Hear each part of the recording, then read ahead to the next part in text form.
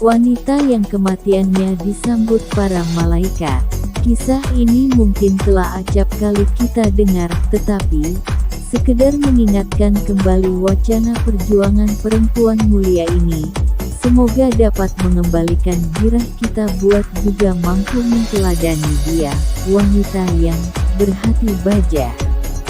Nusaibah binti Ka'ab radhiyallahu anha, namanya tercatat pada tinta emas penuh kemuliaan. Bahkan kematiannya mengundang ribuan malaikat buat menyambutnya.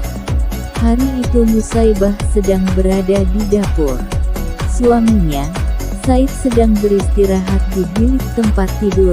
Tiba-tiba terdengar bunyi gemuruh bagaikan gunung-gunung batu yang runtuh. Nusaibah mengira itu absolut tentara musuh. Memang, beberapa hari ini ketegangan memuncak pada kawasan Gunung Uhud. Menggunakan bergegas, Nusaibah meninggalkan apa yang sedang dilakukannya dan masuk ke bilik. Suaminya yang sedang tertidur menggunakan halus serta lembut dikejutkannya. "Suamiku tersayang," Nusaibah berkata, "saya mendengar pekik bunyi menuju ke Uhud. Mungkin orang-orang kafir telah menyerang." Said yang masih belum sadar sepenuhnya, tersentak. Beliau menyesal mengapa bukan dia yang mendengar bunyi itu. Malah istrinya. Beliau segera bangun serta mengenakan pakaian perangnya. Sewaktu beliau menyiapkan kuda, Nusaibah menghampiri. Dia menyodorkan sebilah pedang pada Said. "Suamiku, bawalah pedang ini. Jangan balik sebelum menang." Said memandang wajah istrinya. Sesudah mendengar perkataannya itu, tidak pernah terdapat keraguan padanya buat pergi ke medan perang. Menggunakan sigap dinaikinya kuda itu, kemudian terdengarlah derap bunyi langkah kuda menuju ke utara. Said pribadi terjun ke tengah medan pertempuran yang sedang berkecamuk. Di satu sudut yang lain, Rasulullah melihatnya dan tersenyum kepadanya. Senyum yang ikhlas itu semakin mengobarkan keberanian Said.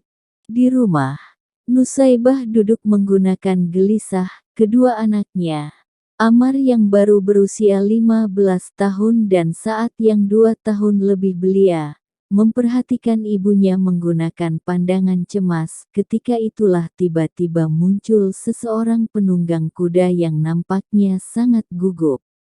"Bunda, salam berasal Rasulullah," berkata si penunggang kuda, "suami ibu, Said baru sahaja gugur di medan perang, beliau syahid." Nusaibah tertunduk sementara waktu.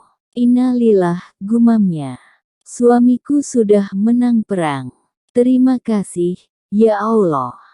Selesainya pemberi informasi itu meninggalkan daerah, Nusaibah memanggil Ammar. Dia tersenyum kepadanya di tengah tangis yang tertahan.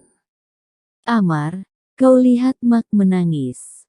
Ini bukan air mata sedih mendengar ayahmu telah syahid. Saya duka karena tidak mempunyai apa-apa lagi buat diberikan bagi para pejuang Nabi. Maukah engkau melihat ibumu bahagia?" Ammar mengangguk. Hatinya berdebar-debar. Ambillah kuda di kandang serta bawalah tombak.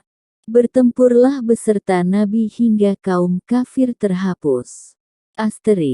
Mata Ammar C0094404A779E292D3A0402A1F3.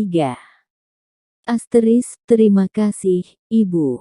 Inilah yang saya tunggu sejak dari tersebut. Saya ragu, seandainya Bunda tidak memberi peluang kepadaku buat membela kepercayaan Allah. Putera Nusaibah yang berbadan kurus itu pun terus menderapkan kudanya mengikut jejak sang ayah. Tidak terlihat ketakutan sedikit pun pada wajahnya. Pada hadapan Rasulullah, ia memperkenalkan diri. "Ya Rasulullah, aku Ammar bin Said, Aku tiba buat menggantikan ayahku yang sudah gugur. Rasul dengan terharu memeluk anak muda itu. Engkau ialah pemuda Islam yang sejati, Ammar. Allah memberkatimu. Hari itu pertempuran berlalu cepat. Pertumpahan darah berlangsung sampai petang. Pagi-pagi seseorang utusan pasukan Islam berangkat mungil, beliau menangis. Kau berduka, ya Ummu Ammar.